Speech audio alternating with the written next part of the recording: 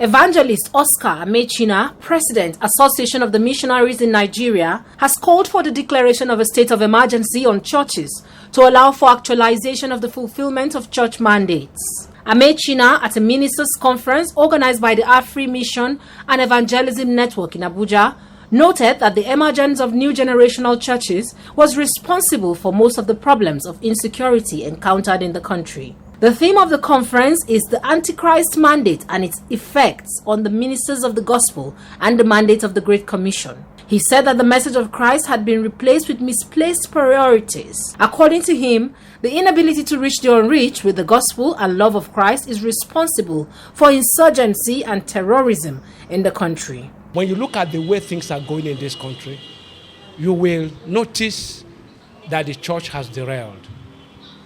And I made mention of it based on the survey we carried concerning the Great Commission. And we discovered that over 73% of the Christians claim that they have not heard about the Great Commission. And if we do not know the meaning of the Great Commission, I want to ask, what is the base of our salvation? And when you look at it, you discover that why the state of emergency is necessary is because the church is supposed to be a rehabilitation place. The church is supposed to be a place where people run in and are saved, where characters are completely changed. But you discover that the church is doing more harm than good by projecting mammon instead of Christ for worship.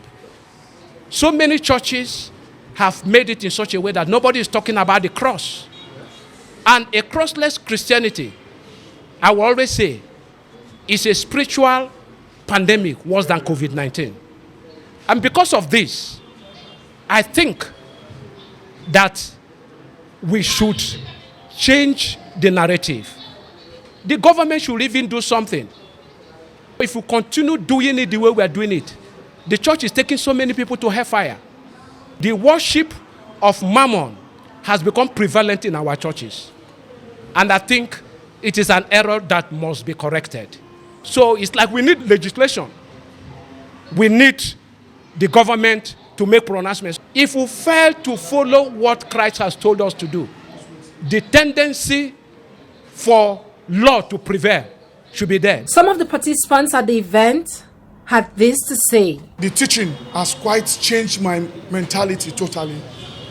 The kind of teaching I get from Evangelist Oscar Amaechina have changed my mentality. Sincerely, with this conference, I believe when I go back to my ministry or where I'm staying or where I'm doing my evangelical work, I'm going to change a lot of things from there, because a lot of things which have been equipped before now has really put me into darkness, which I didn't even know I was doing the wrong thing. But today, with this conference, as I'm living here, I believe I'm trusting God to go back to preach the gospel of the cross and to change the mindset of my followers that, yes, we are not to pursue the prosperity, but rather do the work of God. Then the prosperity will come on its own by God providing and making ways for us to fulfill His ministry.